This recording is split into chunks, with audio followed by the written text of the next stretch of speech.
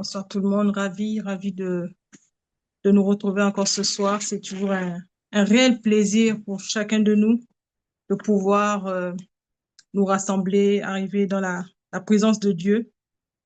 Et avant d'aller plus loin, je vais juste prier, remettre ces moments encore. C'est vrai qu'on a déjà prié et toute la journée, on a été en jeûne et prière. Je vais juste remettre ces moments entre les mains du Seigneur. Père, nous te disons merci, merci pour ces moments, merci pour la grâce et la faveur que tu nous fais de pouvoir encore nous retrouver ce soir.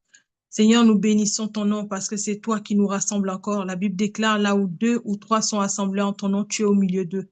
Et je crois, Seigneur Père, oh Dieu, uni avec mes frères et sœurs, que tu es là et que tu as encore beaucoup à nous dire, beaucoup à nous mettre encore, oh Dieu, à l'esprit afin de nous amener à bâtir, oh Dieu, des familles qui sont, oh Dieu, bâties sur selon le standard, oh Dieu divin.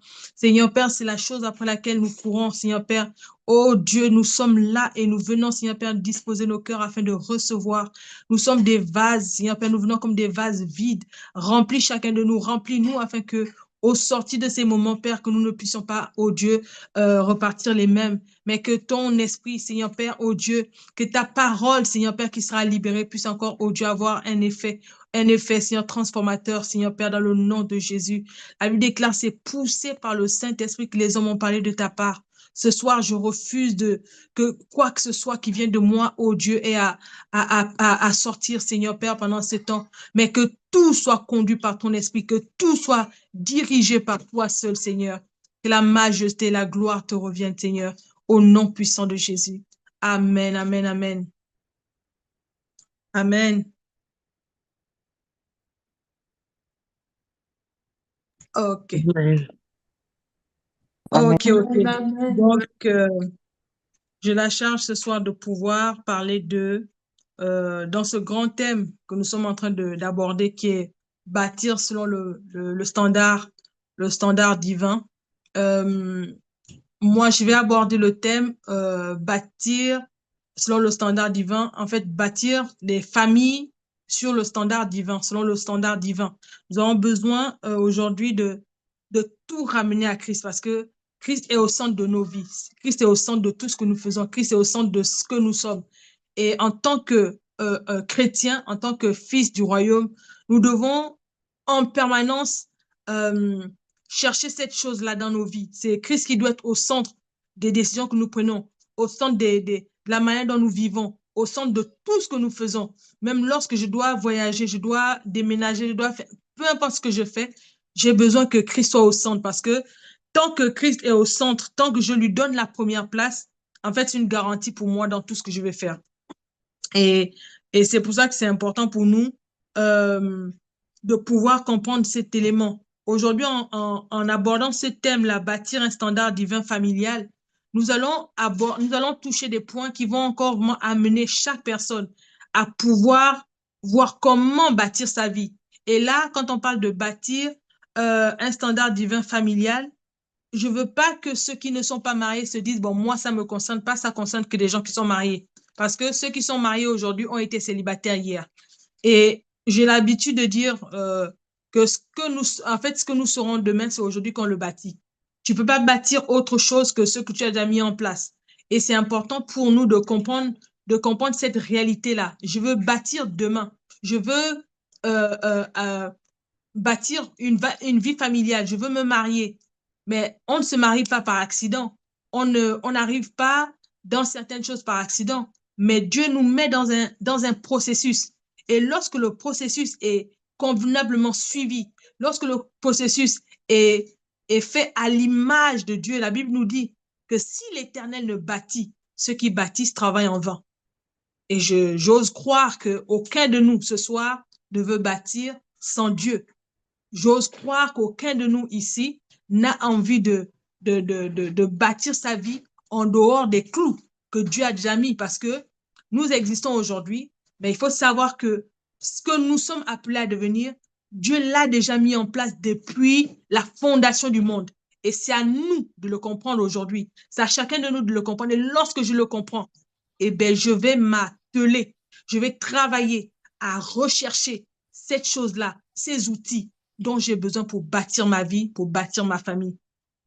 Et Nous allons prendre nos Bibles dans Genèse, le livre de Genèse, chapitre 2, du verset 18 au verset 25. Genèse, chapitre 2. Genèse, chapitre 2, 18 à 25.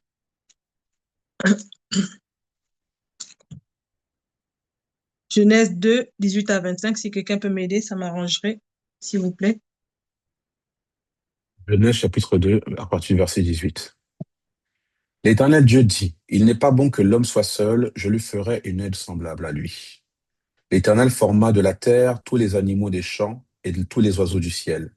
Il les fit venir vers l'homme pour voir comment il les appellerait, et afin que tout être vivant portât le nom que lui donnerait l'homme.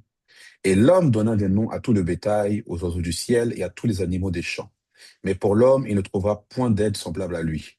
Alors l'Éternel Dieu fit tomber un profond sommeil sur l'homme, qui s'endormit.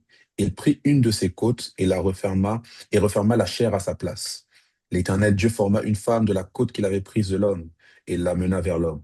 Et l'homme dit, voici celle qui est os de mes os et chair de ma chair.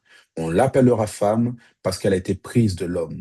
C'est pourquoi l'homme quittera son père et sa mère et s'attachera à sa femme, et ils deviendront une seule chair.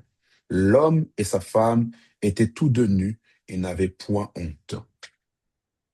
Amen.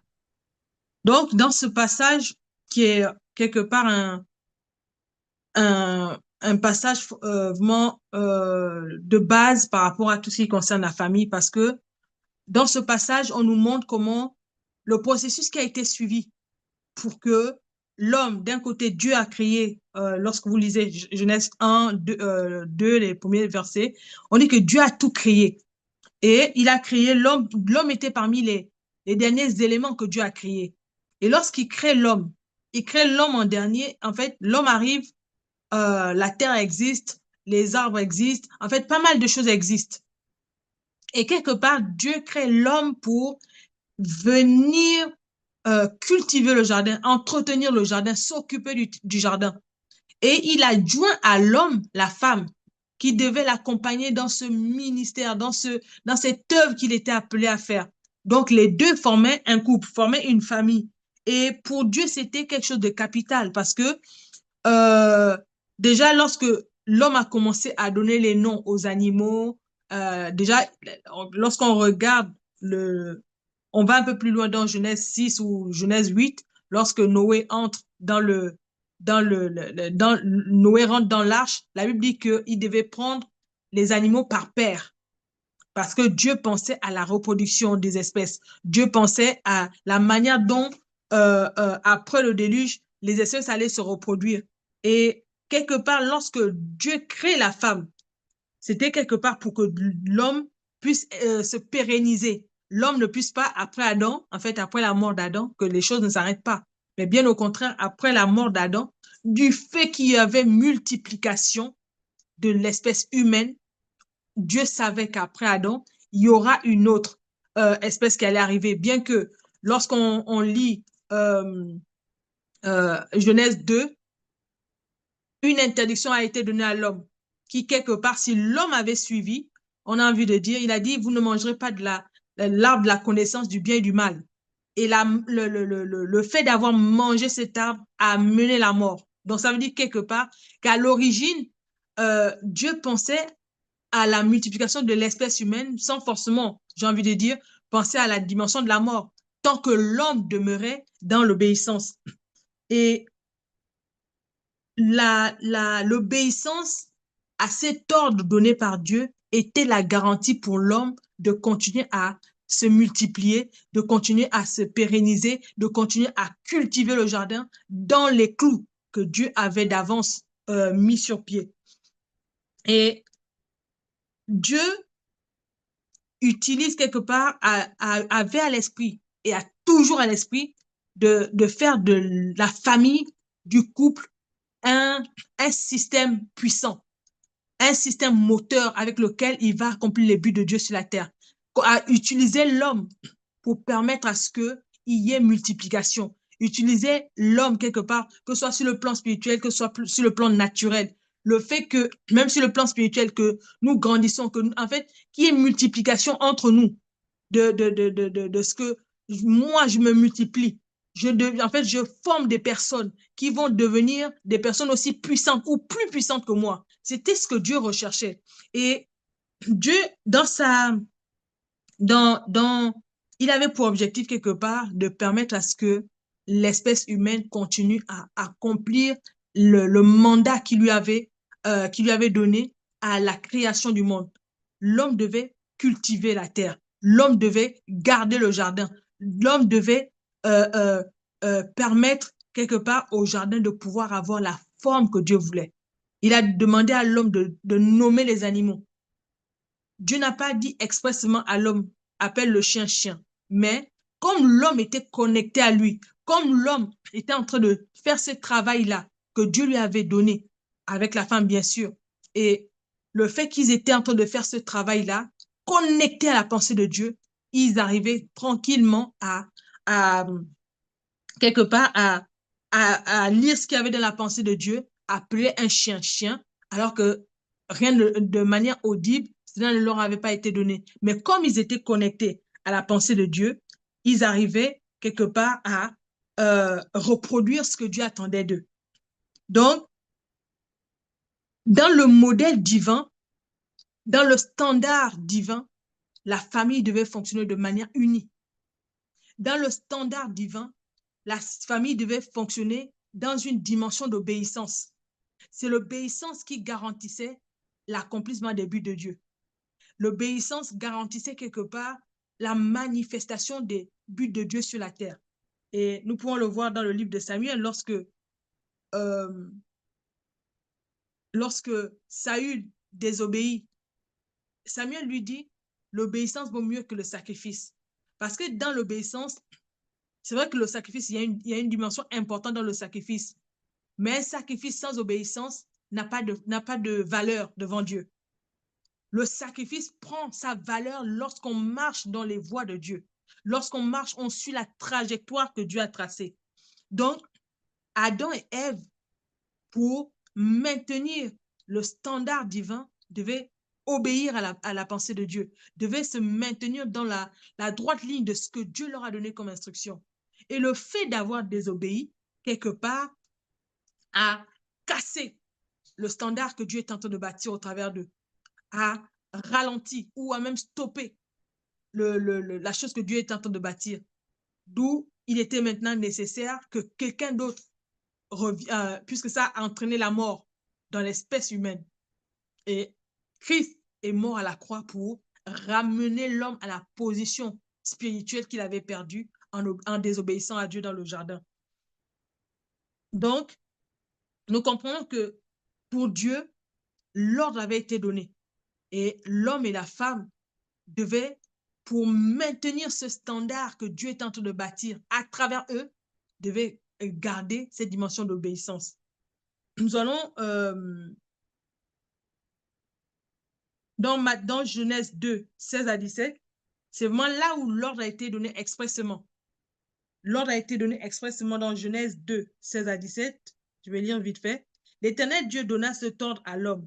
Tu pourras manger de tous les arbres du jardin, mais tu ne mangeras point de l'arbre de la connaissance du bien et du mal, car le jour où tu en mangeras, tu mourras. Donc, l'absence d'obéissance dans la vie de Adam et Ève a entraîné la mort. Le standard de Dieu était que l'homme et la femme fonctionnent dans une dimension d'obéissance. Et pour nous aussi aujourd'hui, la parole de Dieu est enseignée. La parole de Dieu est libérée. Dieu continue à parler. Dieu n'a pas arrêté de parler. Maintenant, il y a des éléments que Dieu a dit expressément dans ta vie. Comment aujourd'hui tu respectes les orientations que Dieu te donne? Comment tu es en train de bâtir ces choses-là dans ta vie en tant que célibataire, dans ta vie en tant que père de famille, en tant que mère de famille? Comment vous fonctionnez dans cette dimension-là en tant que couple? Comment vous permettez à ce que la pensée de Dieu puisse prendre vie en vous? Comment chacun de nous laisse la parole de Dieu se manifester au travers de nos vies? Parce qu'il faut savoir, lorsqu'on parle de l'obéissance, quelque part, le fait que moi, je suive les orientations de Dieu, le fait que moi, je marche, je m'efforce jour après jour à obéir à la parole de Dieu, non seulement la parole écrite, mais aussi les prophéties que j'ai pu recevoir, comment je travaille à ce que ces prophéties s'accomplissent. Parce que le tout n'est pas de recevoir une prophétie, mais le plus dur, c'est de voir une prophétie se réaliser. Parce que plusieurs d'entre nous, lorsqu'on reçoit les prophéties, on les garde juste comme des trophées. On ferme le cahier, on continue. Alors que la prophétie demande un travail, demande à essayer de comprendre qu'est-ce que Dieu voulait dire, quelle est la philosophie, qu'est-ce qu'il y a derrière la pensée de Dieu, derrière ce qui m'a été dit. En fait, de travailler, de traquer la pensée de Dieu dans la prophétie qui a été donnée. Lorsque j'arrive à saisir cela, je commence à bâtir ces choses dans ma vie, je commence à bâtir ces choses dans mon couple. Nous les transmettons à nos enfants et nos enfants aussi, maintenant, auront la possibilité de pouvoir continuer cette œuvre-là. C'est pour ça que la Bible dit, enseigne à l'enfant quand il est petit, quand il sera grand, il ne se détournera pas. Parce que très souvent, dans les familles chrétiennes, lorsque les enfants se détournent de Dieu ou prennent certaines voies, parfois on est affligé. On est affligé parce qu'on se dit, mais attends, on a donné cet enfant au Seigneur, on a fait ceci, on a fait cela. Parfois, il y a des choses que peut-être qui ont été ratées sur la transmission et que quelque part, nous ne devons pas ignorer que l'ennemi est aux aguets. Chaque fois que nous ne faisons pas notre part, eh bien, ne nous inquiétons pas. Lui, il fait la sienne et il l'a fait avec beaucoup de sérieux. À nous de prendre au sérieux la parole de Dieu, d'obéir à la parole de Dieu, de ne pas laisser la parole de Dieu de côté ou de ne pas faire à moitié. Mais la parole de Dieu, c'est comme cet agneau-là que les enfants d'Israël mangeaient au départ, avant de quitter l'Égypte. La Bible dit qu'ils mangeaient l'agneau en entier. Ils mangeaient l'agneau, les parties amères, les parties douces, ils devaient tout manger. La parole de Dieu, on la mange en entier. Des choses qui nous plaisent, des choses qui ne nous plaisent pas, nous devons appliquer. Pourquoi? Parce que le fait d'appliquer la parole de Dieu, le fait d'obéir à la parole de Dieu, c'est ça qui garantit quelque part le socle que nous sommes en train la fondation que nous sommes en train de mettre dans notre famille pour sécuriser nos familles et sécuriser en fait les générations à venir. Donc c'est un travail. Dieu est en train de nous demander de bâtir des familles selon le standard divin. Et nous devons comprendre que lorsqu'on parle de standard divin, ça veut dire qu'il y a un autre standard en fait. Si on parle de standard divin, ça veut dire qu'il y a un standard parallèle à celui-là, qui est un standard qui n'a rien à voir avec Dieu, un standard selon Hollywood, selon les réseaux sociaux. Et nous voyons comment c'est en train ça fleurit de tous les côtés. Et même plusieurs d'entre nous, en tant que chrétiens, on est à fond là-dedans, dans ce standard babylonien, mondain. Alors Dieu est en train de nous interpeller pour dire, il y a ce standard qui existe, mais le mien existe avant toute chose. Et si tu te dis, m'appartenir, je veux voir ce standard être bâti dans ta vie. Je veux voir ce standard bâti dans ta famille. Je veux voir ce standard bâti dans ton couple. Et c'est là où, en tant qu'enfant de Dieu, nous devons nous battre au quotidien parce que, dites-vous que c'est un combat spirituel. Bâtir le standard divin, c'est un combat parce que l'ennemi va tout faire. L'ennemi fait tout pour nous empêcher de le faire. L'ennemi fait tout pour nous empêcher de pouvoir accomplir la volonté de Dieu dans nos vies individuelles, dans nos familles, dans nos couples. L'ennemi met toute l'énergie nécessaire pour que nous n'y arriverons pas. Nous allons lire Genèse chapitre 12, du verset 1 au verset 8. Genèse 12, 1 à 8. Genèse chapitre 12, verset 1 à 8.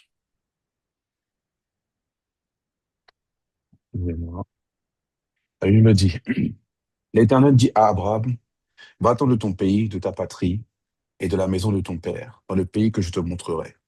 Je ferai de toi une grande nation, je te bénirai, je rendrai ton nom grand. Tu seras une source de bénédiction. Je bénirai ceux qui te béniront, je maudirai ceux qui te maudiront. Et toutes les familles de la terre seront bénies en toi.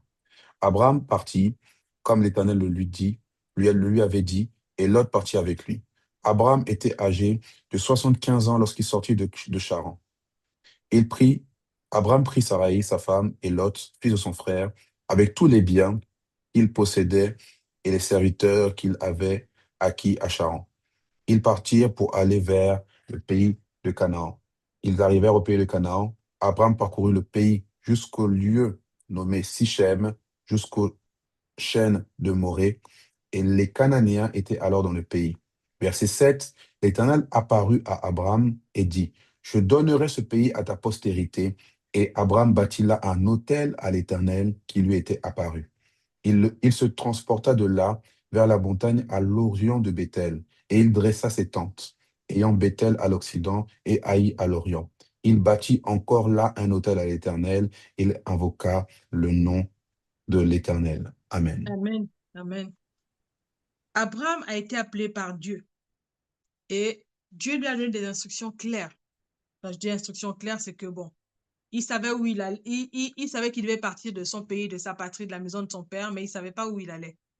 Et il y a des moments comme ça, Dieu va nous parler, il va, soit par un songe, par une prophétie, par différentes choses, mais nous n'avons pas tous les contours. Nous n'avons pas la philosophie de ce que Dieu a derrière. Mais c'est dans le processus, au fur et à mesure qu'on découvre ce qu'il y a derrière la pensée de Dieu. D'où la nécessité de prendre les choses avec des pincettes, de ne pas partir avec beaucoup d'assurance, de ne pas fonctionner comme si nous savons tout, de ne pas être dans une dimension où on est juste en train de, on se dit, bon, le Seigneur m'a parlé, le Seigneur m'a donné des grandes prophéties, oui, je vais devenir, il a dit qu'il fera de moi une grande nation, comme il a dit à Abraham. Il n'a pas dit qu'il va faire de moi vraiment une mère de plusieurs enfants. Il a dit, mais ok, Seigneur, qu'est-ce que tu veux dire? C'est des enfants physiques, des enfants spirituels. En fait, essayer de décortiquer la prophétie. Abraham a reçu cette prophétie de Dieu, se parler de Dieu, et il devait maintenant essayer de comprendre qu'est-ce que Dieu est en train de lui dire. Il dit, Dieu dit, quitte ton pays. Il dit, quitte ton pays, quitter la terre de ses ancêtres, quitter quelque part une dimension de nationalisme qu'il pouvait y avoir dans la vie dans Abraham. Plusieurs d'entre nous, on est très nationalistes. On est nationaliste, on est vraiment à fond la caisse. Mon pays est au-dessus de tous les autres pays. Je sais qu'en général, ce sont les Américains qui ont souvent cette dimension-là, que Dieu bénisse l'Amérique et aucune autre nation sur la terre. Désolé. Mais chaque pays a en fait une forme de nationalisme quelque part qui se manifeste. Et Dieu voulait quelque part débarrasser Abraham de cette dimension-là afin de l'amener à comprendre que là où il est en train de l'amener, comme il dit, on nous dit dans Josué, tout lieu que foulera la plante de ton pied, je te donne un héritage. Ça veut dire que partout où tu iras, tu dois te sentir comme étant chez toi. Tu ne dois pas te dire, bon, comme j'ai quitté mon pays, c'est que je suis déraciné, je suis désarçonné, je me sens pas bien, j'aime bien être là où j'ai toutes mes connaissances, là où j'ai tout, là où je comprends tout.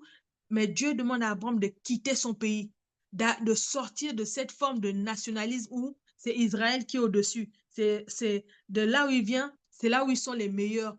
Partout où il ira, les gens ne valent rien. Mais il fallait qu'Abraham quitte cette forme de nationalisme-là pour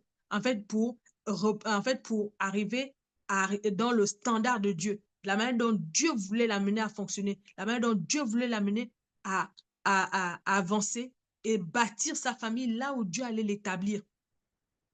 Il dit, quitte ta patrie, c'est détacher des principautés qui régnaient dans la zone où Abraham était établi au départ. Nous savons, d'après les historiens, que le père d'Abraham était idolâtre. Donc, il y avait certaines principautés qui quelque part, régentaient la manière de penser d'Abraham, la manière de fonctionner d'Abraham. Et Dieu voulait redéfinir sa mentalité, voulait redéfinir sa manière de penser, sa manière de voir les choses. Dieu voulait redéfinir cela, de quitter la maison de son père, quitter les autels que son père avait établis, que ses ancêtres avaient érigés dans leur famille. Il fallait qu'il se détache de cela afin de se connecter à Dieu. Donc, lorsque nous voulons bâtir d'après le modèle divin, bâtir nos familles, bâtir nos vies d'après le modèle divin, nous devons nous détacher des choses de ce monde. Nous devons nous détacher de l'attraction terrestre. Nous devons nous détacher de la chair. Nous devons nous détacher du modèle que Babylone, que le monde nous donne. Parce que le monde, je disais plus haut, le monde donne un modèle. Mais nous, en tant qu'enfants de Dieu, bâtir nos vies, bâtir nos familles, c'est pas en regardant comment Hollywood fonctionne. C'est pas en regardant la télé-réalité. mais c'est en regardant au standard divin, en regardant comment Dieu est en train de nous amener, qu'est-ce que Dieu est appelé à faire avec nous. Et ce n'est même pas dans l'Église, on ne va pas copier de manière totale une personne qui est dans l'Église, parce que tu peux prendre modèle dans la vie de quelqu'un, sa manière de prier, sa consécration, mais il faut l'adapter maintenant à ce que Dieu est en train de faire avec toi. Tu peux prendre modèle parce que, waouh, la personne arrive à être à toutes les réunions, mais je me rends compte que moi, j'arrive pas. Je me rends compte qu'il y a des choses que je n'arrive pas à bâtir dans ma vie, dans ma famille.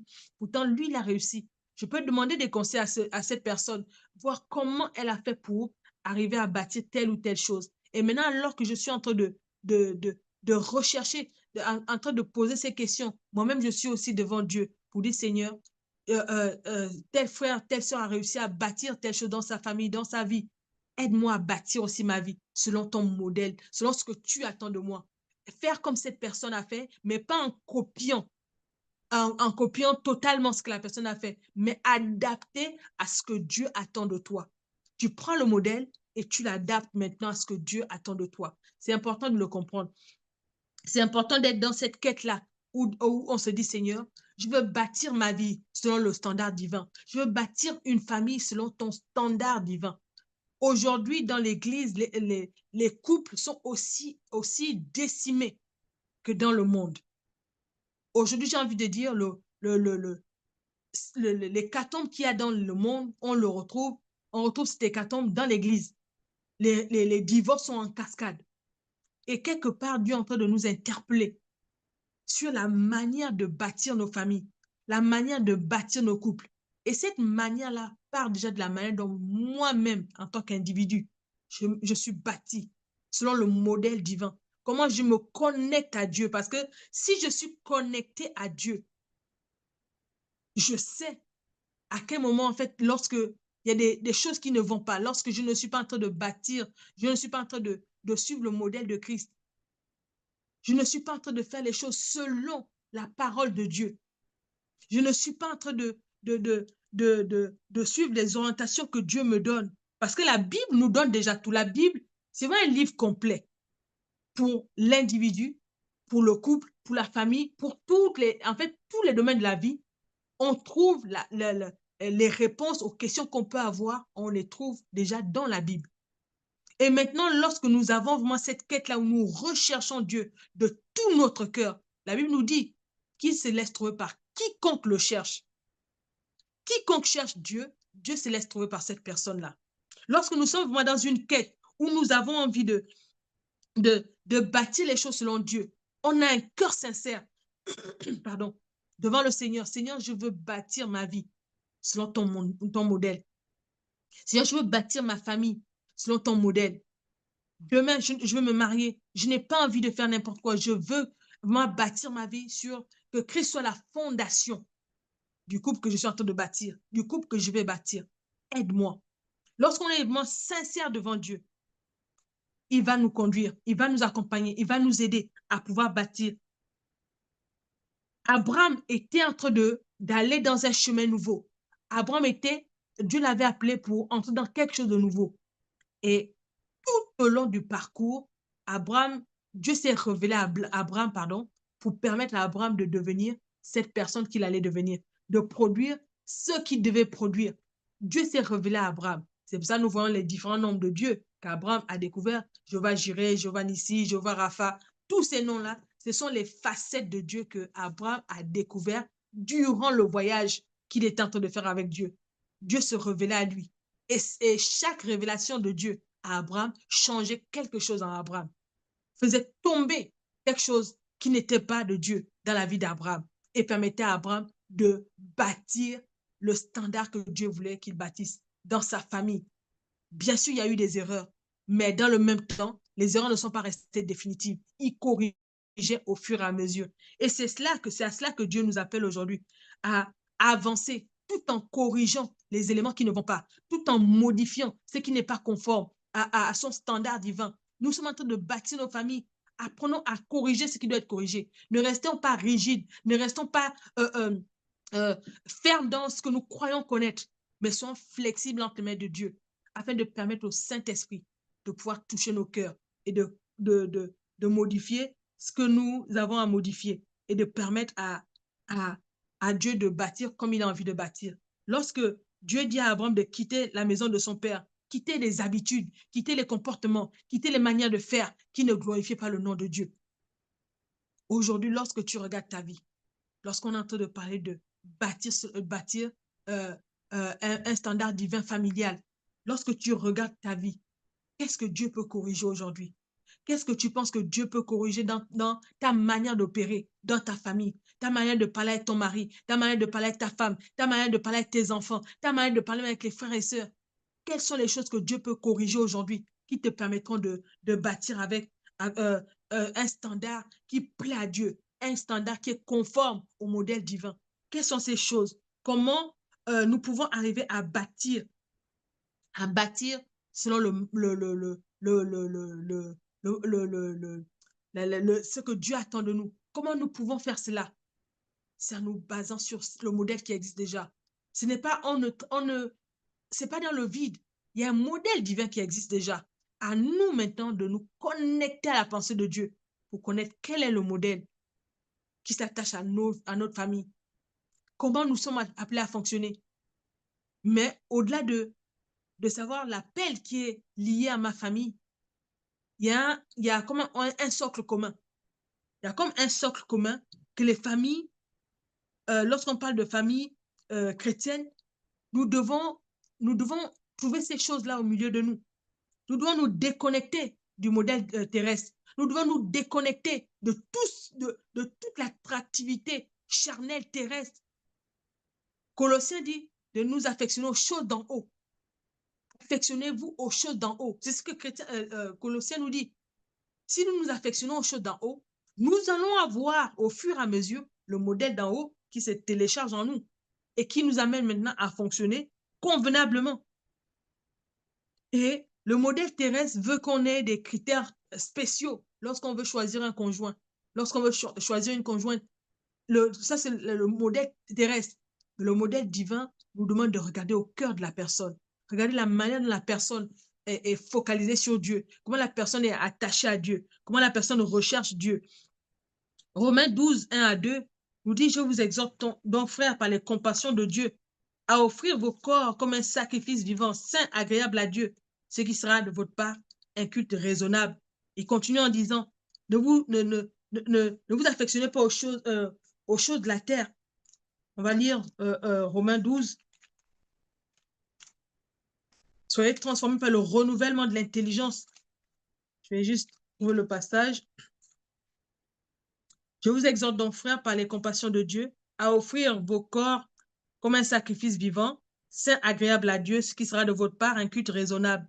Ne vous conformez pas au siècle présent, mais soyez transformés par le renouvellement de l'intelligence, afin que vous discerniez quelle est la volonté de Dieu, ce qui est bon, agréable et parfait. Ce qui est bon, agréable et parfait. On arrive à ce qui est bon, agréable et parfait lorsqu'on a déjà le verset 1 qui s'accomplit dans nos vies. Lorsqu'on fait de Dieu, on dit d'offrir nos corps comme un sacrifice vivant. Offrir nos corps, offrir tout ce que nous avons, offrir ce que nous avons de plus cher à Dieu. Être avec Dieu à 100%, pas en attendant d'eux, pas à 95%, pas à 60%, mais être avec Dieu à 100%. Parce que lorsque je suis connecté à Dieu à 100%, lorsque mon couple est connecté à Dieu à 100%, c'est ça qui nous détache de l'attractivité terrestre, qui nous détache du modèle de Hollywood, des réseaux sociaux, de tout ce qui existe. Parce que nous allons rechercher notre modèle en Dieu. Nous allons chercher la manière de bâtir notre famille en Dieu. Comment nous voulons que notre couple fonctionne? Parce que si nous ne sommes pas dans cette dimension, nous allons avoir du mal à avancer avec Dieu. Nous allons avoir du mal à bâtir notre famille selon le modèle divin, selon le standard divin. Nous allons avoir du mal. Pourquoi? Parce qu'il y aura comme une décadence. Il y aura l'un envie d'avancer, l'autre n'a pas envie d'avancer. Et lorsqu'on est dans cette dimension-là, ne vous inquiétez pas, l'ennemi va trouver comment il va s'engouffrer. Maintenant, le fait qu'il y ait cette décadence-là, ce n'est pas une fin en soi, ce n'est pas une fatalité. On peut toujours repartir en Dieu, dit Seigneur. Nous avons vu qu'il y a une brèche par laquelle l'ennemi s'engouffre au milieu de nous. Viens nous aider à fermer la brèche et pouvoir bâtir selon le standard divin. Christ a dit, je bâtirai mon église. La notion de bâtir est essentielle. La notion de bâtir montre un processus. La notion de bâtir montre qu'il faut faire des efforts. Parce que le problème avec les chrétiens, on pense que la prière fait tout. La prière ne fait pas tout. Tu peux prier, mais si tu ne mets pas le système en place, ça ne marche pas. Tu peux prier, mais si tu es en train d'insulter ton mari matin et soir, tu insultes ta femme matin et soir, la prière ne vaut rien du tout. Elle ne traverse même pas le plafond. Tu peux prier, mais si ta femme et toi, vous avez des objectifs complètement divergents, celui-là pense qu'il doit déménager, aller au pôle Nord, l'autre pense qu'il doit rester au pôle Sud. Parce que lorsqu'on parle de la famille, il y a une notion d'unité, il y a une notion d'ensemble, il y a une notion d'amour. Mais lorsqu'on arrive dans la famille, chacun a ses objectifs à atteindre, chacun a ses projets, a un agenda totalement à lui. Ils se sont mariés, mais chacun a gardé son agenda de départ. Il n'y a rien qui a été mélangé. Il n'y a rien qui a été mixé. Là, on a un problème. Là, on a un problème. Parce que la notion de famille est bâtie sur le modèle divin. Ça veut dire que vous avez un objectif à atteindre avec Dieu. Quel est cet objectif? Comment vous allez l'atteindre? Quels sont les outils que vous allez utiliser? Ce sont des questions qu'une famille doit être en train de se poser. Comment faire pour accomplir la volonté de Dieu dans ma famille? Comment faire pour que ma famille accomplisse l'objectif pour lequel Dieu nous a mis ensemble? Mais si chacun a son agenda, celui-là pense que lui, il va aller vivre en Afrique, l'autre pense que lui, il doit vivre en Europe. L'autre a envie d'être en Europe, mais l'autre pense que lui, il doit aller vivre aux États-Unis. On a un problème. À moins que Dieu vous ait expressément parlé de ça. À moins que tous les deux vous soyez au courant de ce qui est en train de se passer. Que vous vous mettiez d'accord. Et même là, combien de couples arrivent à vivre à 5000 km l'un de l'autre? Combien de couples? Bâtir selon le standard divin. C'est important pour nous de comprendre cela. Qu'entend-on par standard divin familial? Et pourquoi on parle de standard divin familial? Nous allons lire 1 Timothée, chapitre 3, 1 à 13. 1 Timothée 3, 1 à 13. 1 Timothée chapitre 3, à partir du verset 1. La Bible dit, cette parole est certaine. Si quelqu'un aspire à la charge d'évêque, il désire une œuvre excellente. Il faut que l'évêque soit irréprochable, marié d'une seule femme, sobre, modéré, réglé dans sa conduite, hospitalier, propre à l'enseignement. Il faut qu'il ne soit ni adonné au vin, ni violent, mais indulgent, pacifique, désintéressé. Il faut qu'il dirige bien sa propre maison et qu'il tienne ses enfants dans la soumission et dans une parfaite honnêteté. Car si quelqu'un ne sait pas diriger sa propre maison, comment prendra-t-il soin de l'Église de Dieu? Il ne faut pas qu'il soit un nouveau converti, de peur qu'enflé d'orgueil, il ne tombe sous le jugement du diable. Il faut aussi qu'il reçoive un bon témoignage de ceux du dehors, afin de ne pas tomber dans l'opprobre et dans les pièges du diable.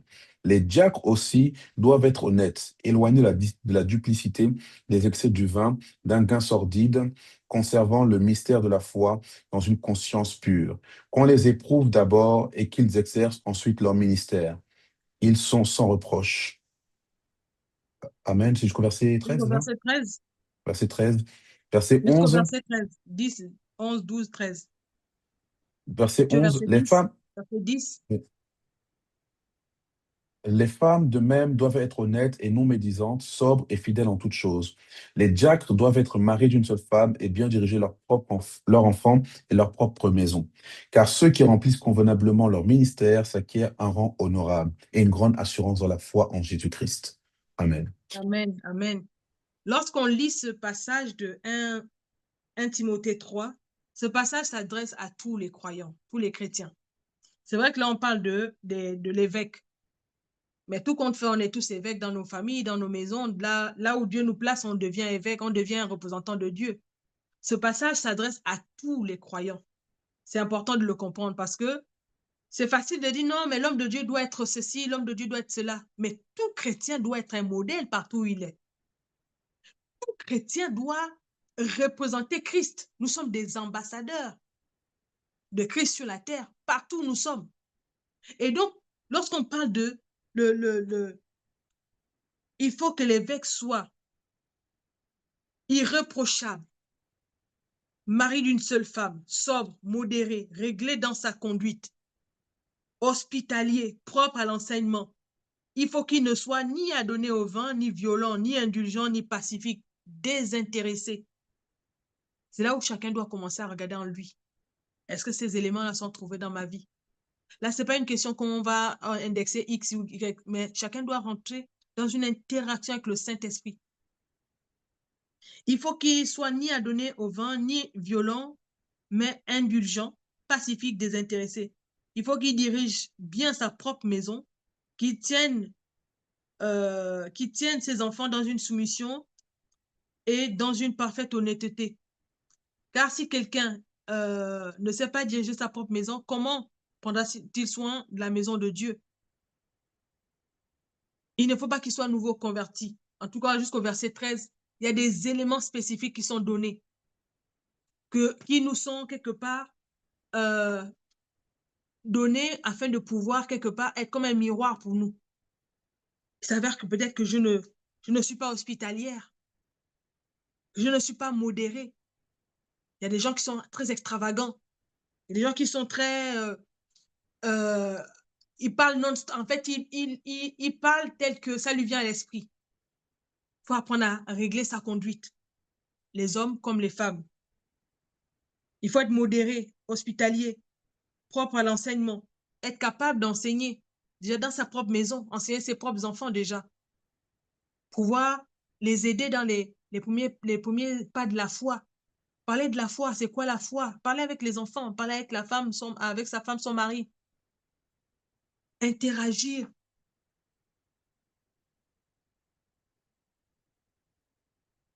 Être réglé dans sa conduite. Avoir une seule femme. Et même on dit quelque part que les femmes, on dit que les femmes doivent aussi avoir un bon comportement. Les femmes, de même, doivent être honnêtes, non médisantes, sobres, fidèles en toutes choses. Nous savons que la médisance, c'est une particularité qu'on trouve chez les femmes. Les femmes parlent beaucoup. Les femmes méditent, mais, sont toujours en train de critiquer, de commérer. C'est des choses qu'on doit traiter. Parce que si ce n'est pas traité, ça va causer des problèmes dans le long terme.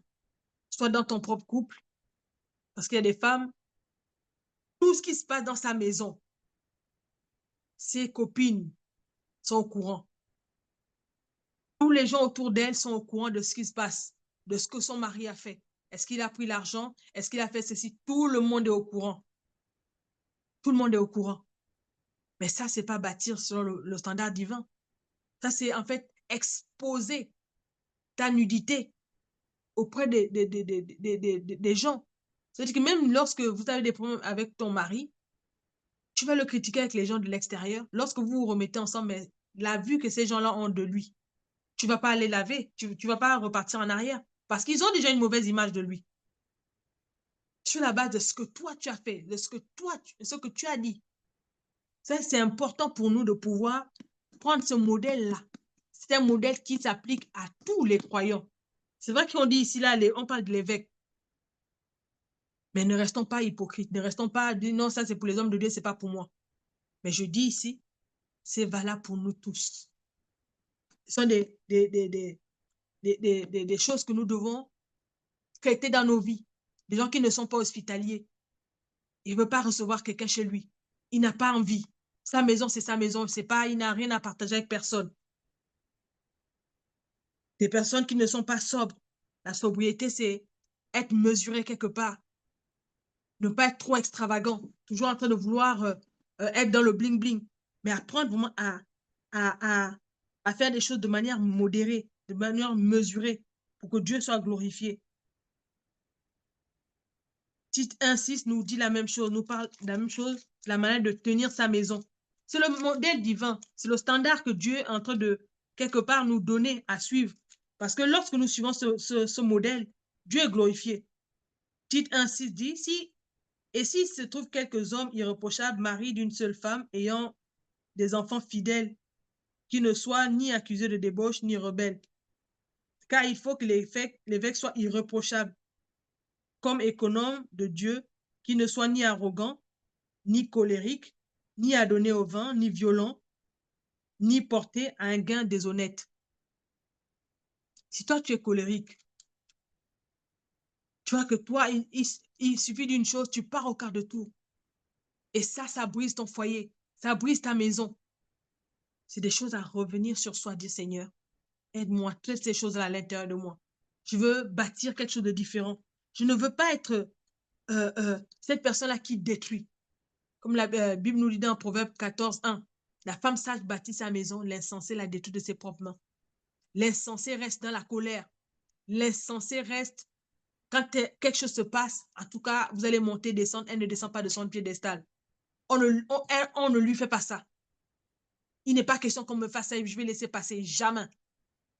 Il va voir. Elle va voir. Mais ça, ce n'est pas le modèle de Dieu. Le modèle de Dieu, c'est le pardon. Le modèle de Dieu, c'est de mettre la communication dans la famille pour permettre à ce que, peu importe ce qui se passe, qu'une solution soit trouvée. Une solution soit trouvée pour permettre à la famille de continuer à avancer, pour permettre à Dieu de continuer à établir sa seigneurie sur nos familles, sur nos couples. Et lorsqu'on est en train de bâtir sur ce modèle-là, c'est ça qui glorifie Dieu. C'est ça qui est, c'est en cela que nous bâtissons selon le standard divin. C'est en cela que nous bâtissons selon le standard divin. Et ça commence vraiment à l'intérieur de chacun d'entre nous. À l'intérieur de chaque personne, de voir, Seigneur, aide-moi à bâtir tout ce que je suis en train de faire. Aide-moi à le faire selon ta volonté, selon ton standard. C'est vrai que le monde nous a donné un standard de couple, un standard d'humain, un standard de femme, un standard d'homme. Mais la Bible nous dit ici qu'il y a un modèle que Dieu lui aussi a déjà mis sur pied, a déjà un modèle qu'il a déjà mis en place. Comment je le suis? Est-ce que je suis en train de suivre ce modèle-là ou je suis en train de fonctionner comme j'ai envie? Ou je suis en train de faire les choses totalement comme j'ai envie? Mais lorsqu'on comprend qu'il y a un modèle, un standard divin que Dieu est en train que Dieu a dans sa pensée et que chaque couple se lève maintenant pour dire Seigneur, c'est vrai que jusqu'à maintenant, on n'a pas totalement bâti comme tu as voulu. Et pour ceux qui ont commencé à bâtir, Seigneur, aide-moi à aller encore plus loin. Parce que c'est au fur et à mesure que nous bâtissons cela. Au fur et à mesure. Pour ceux qui n'ont même pas encore commencé, ce n'est pas la peine de culpabiliser. Mais il faut aller devant le Seigneur et dire, Seigneur, je crois que tu es vivant. Et que si j'ai entendu cette parole, c'est qu'il y a des choses encore que je peux bâtir. Ce n'est pas trop tard. Ce n'est pas trop tard. Et la Bible dit, si vous entendez ma voix, n'endurcissez pas vos cœurs. Il y a un standard divin de famille. Il y a un modèle de famille que Dieu veut que nous bâtissions. À chacun de nous de rentrer en lui-même pour voir qu'est-ce qui a été bâti jusqu'à maintenant. Si ça n'a pas encore, si la construction n'a pas commencé, remettez-vous entre les mains du Seigneur. Remettez-vous entre les mains du Seigneur. Dis Seigneur, je veux maintenant commencer. Je crois qu'avec l'aide du Saint-Esprit, j'y arriverai. Je crois qu'avec le Saint-Esprit, avec Dieu, tout est possible. Si j'entends cette parole aujourd'hui, c'est qu'il y a des choses que je peux modifier. Il y a des choses que je peux corriger dans mon comportement, dans mes habitudes, dans ma manière de penser, dans les paradigmes qui sont intégrés en moi. Je veux changer. Et si tu es sincère avec Dieu, il va te toucher. Le Saint-Esprit va te tenir par la main pour te conduire dans toute la vérité, pour t'amener à bâtir ta famille selon le standard divin, pour t'amener à bâtir ta vie selon le standard divin, pour que Dieu soit glorifié dans tout ce que nous faisons. Parce que dans tout ce que nous faisons, ce que nous recherchons, c'est la volonté de Dieu. Nous voulons plaire à Dieu. Ce n'est pas aux hommes que nous voulons plaire. Nous voulons plaire à Dieu. Nous voulons plaire à Dieu. Nous allons lire dans 1 Corinthiens 9, 24 à 27. 1 Corinthiens chapitre 9, 24 à 27. 1 Corinthiens chapitre 9, verset 24. Ne savez-vous pas que ceux qui courent dans le stade courent tous, mais qu'un seul remporte le prix? Courez de manière à le remporter. Tous ceux qui combattent et s'imposent de toute espèce d'abstinence, ils le font pour obtenir une couronne corruptible. Mais nous faisons-le pour une couronne incorruptible. Moi donc, je cours non pas comme à l'aventure, je frappe non pas comme battant l'air, mais je traite durement mon corps et je le tiens assujetti, de peur d'être moi-même rejeté après avoir prêché aux autres. Amen. Amen. Amen. Paul dit ici que les compétiteurs, ceux qui sont sur le 1 Corinthiens 9, 24 à 27, ceux qui sont sur les grands athlètes, ils s'imposent un régime, ils s'imposent une façon de faire pour réussir dans ce qu'ils ont à l'esprit de faire. Nous, en tant que croyants, nous devons avoir cette même mentalité de se dire, nous voulons plaire à Dieu. Mais je ne peux pas plaire à Dieu en fonctionnant n'importe comment. Je ne peux pas bâtir une famille selon le standard de Dieu en fonctionnant, en faisant un patchwork. Je prends un peu ici, je prends un peu ici, je prends un peu ici. Je vais sur TikTok, je prends, sur Facebook, sur Instagram, sur WhatsApp, à la télé-réalité, Hollywood, Nollywood, Bollywood. Ce n'est pas un patchwork. Ce n'est pas un patchwork. Il y a un modèle divin qui existe. Et nous venons de lire, nous avons lu là tout à l'heure dans 1 Timothée, où on nous a donné quelques éléments. Ce n'est pas encore tout. C'est quelques éléments qui ont été donnés. Mais ces quelques éléments sont déjà importants lorsque nous les mettons en place. Nous ne pouvons pas vouloir bâtir selon le standard de Dieu et prendre un peu à gauche, à droite. Ce n'est pas possible. Nous devons nous imposer une discipline dans nos familles. Voilà comment je veux que ma famille soit bâtie. Si nous voulons suivre Christ, nous devons tous les deux suivre Christ déjà.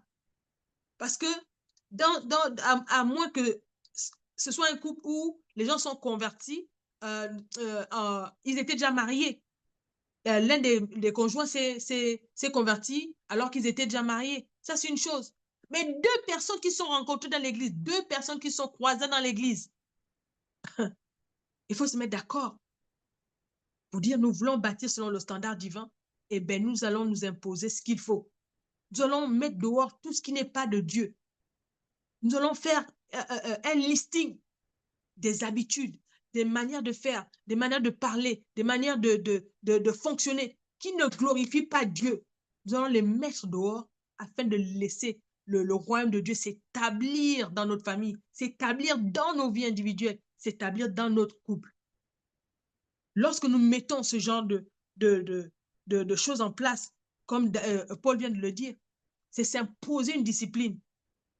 Parce qu'il dit, tout ce que nous le faisons pour une couronne incorruptible.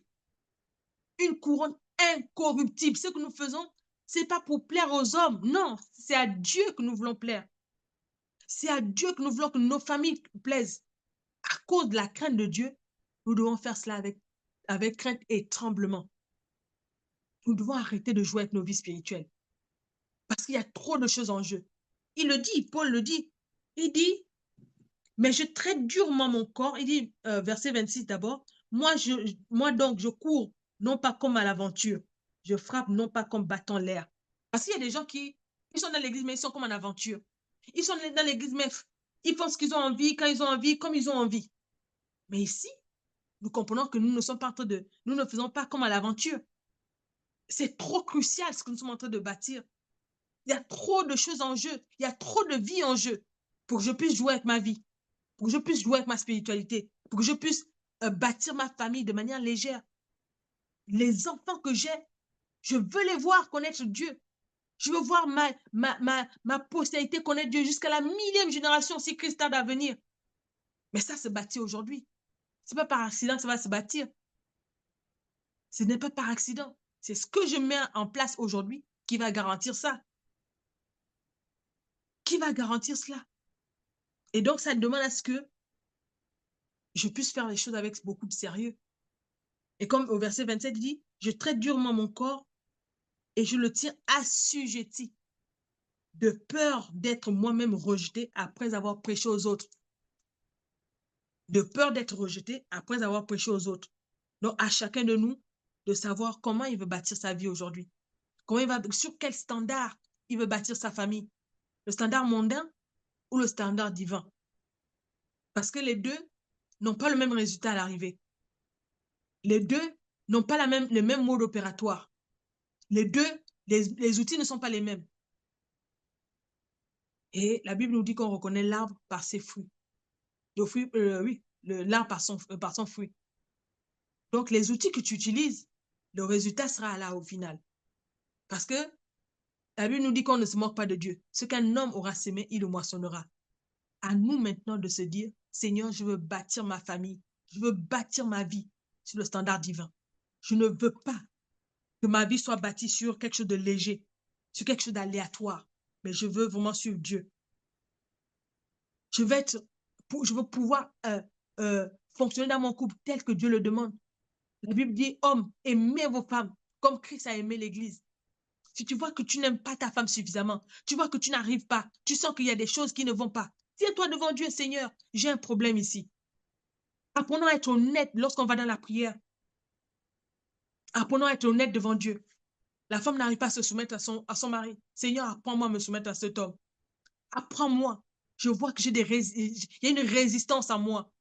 Apprends-moi. Aide-moi à arriver à me soumettre à mon mari.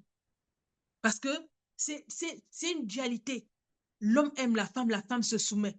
Et c'est ainsi que, en fait, comme Christ a aimé l'Église, nous, on est l'Église de Christ. On est soumis à Christ. On n'est pas en compétition avec Christ. On n'est pas en compétition avec l'Église, n'est pas en compétition avec Christ. La femme ne peut pas être en compétition avec son mari. La femme doit apprendre à se soumettre à son mari. Le mari doit apprendre à aimer sa femme. Il n'y a pas de compétition entre les deux. C'est une équipe. Le couple est une équipe. Donc, si nous fonctionnons avec les mentalités archaïques, de là où on vient, les femmes elles sont méprisées, tu la laisses loin là-bas, sa place à la cuisine. Nous devons changer cette façon de faire. Et la femme aussi, si nous, on vient des endroits où non, c'est le féminisme qui compte, et il est qui, quoi qu'il est. Non, nous devons apprendre à ramener les choses dans l'équilibre de Dieu. Et l'équilibre en Dieu. C'est cet équilibre-là qui nous permet de bâtir selon le standard divin.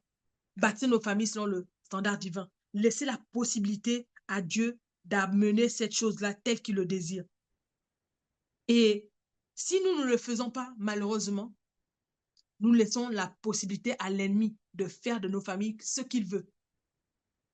D'amener un désordre dans nos familles qui va amener le nom de Christ à être blasphémé.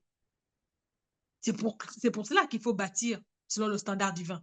Parce que j'ai demandé plus haut, pourquoi nous devons, qu'est-ce qu'on entend par bâtir selon le standard divin? On a vu le modèle que 1 Timothée nous a donné. Et je disais, ce n'est pas tout. C'est juste quelques éléments de ce que nous devons bâtir lorsque nous disons que nous bâtissons selon le standard divin. C'est quelques éléments qui ont été donnés. Mais lorsque nous tenons déjà sur ces éléments-là, qui sont donnés dans 1 Timothée 3, 1 à 13, lorsque nous tenons sur ça, le Saint-Esprit va rajouter d'autres éléments qui sont spécifiques à votre famille, à ma famille, à ton couple, à ta vie. Il va te rajouter des éléments. Et en bâtissant cela, Dieu sera glorifié. Mais si nous ne bâtissons pas selon ce modèle divin, nous laissons la porte ouverte à l'ennemi. Parce que Christ a dit, je bâtirai mon église et les portes des séjours des morts ne prévaudront point. Ça veut dire que lorsque Christ n'est pas en train de bâtir, les portes des séjours des morts peuvent accéder à nous et faire de nos familles son terrain de jeu. Et j'espère que ce n'est pas ce qu'aucun de nous ne désire. Nous devons chercher à bâtir convenablement selon la volonté de Dieu afin que Dieu soit glorifié. Nous devons sortir de la religion shalom, alléluia, hosanna, mais nous devons vraiment arriver à bâtir les principes. Parce que bâtir les principes dans nos familles, c'est ça qui donne la vie. C'est ça qui permet à la famille d'être ancrée en Christ et faire la volonté de Dieu. Mais lorsque nous laissons place juste à la religion, on prie, on est juste dans les mots, alléluia, hosanna, shalom et tout ça, alors que derrière, il n'y a pas la vie qui va avec. Ces mots-là, normalement, ont une vie derrière, ont une substance qui doit être construite. Mais lorsque nous les disons et la substance n'est pas construite derrière, c'est vide de sens. Et le diable n'a pas peur de cela. Et le diable sait ceux qui sont vides. Il peut les reconnaître. Il peut les reconnaître. Comme les 7 fils de Séva. Ils sont retrouvés à aller délivrer quelqu'un. Le diable a dit, je connais Pierre, je connais Paul, mais vous, qui êtes-vous? Au nom de Jésus. Vous dites au nom de Jésus, vous venez me délivrer. Il les a frappés parce qu'il a regardé, il n'y avait pas de substance en eux.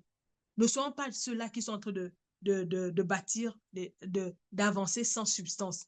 Cherchons la substance en Dieu. Cherchons la substance que Dieu donne en obéissant à sa parole, en traitant durement nos corps, en ne laissant pas la légèreté prendre place au milieu de nous. Laissons la parole se faire chair dans nos vies individuelles, mais aussi dans nos familles. Ainsi, Dieu sera glorifié. Amen. Nous allons aller dans la prière. Nous allons aller dans la prière. Remettre nos cœurs, remettre nos vies, remettre nos familles entre les mains du Seigneur. Nous croyons que Dieu a un projet, Dieu a un plan pour chacun de nous. Nous croyons que la volonté de Dieu est que nos vies soient bâties en accord avec sa volonté. Nous allons remettre nos cœurs entre les mains du Seigneur. Dis Seigneur, donne-nous la capacité de bâtir selon le standard divin, bâtir nos familles, bâtir nos vies, bâtir nos couples, selon le standard divin. Aide-nous à nous détacher, nous dépouiller de ceux qui ne te glorifient pas.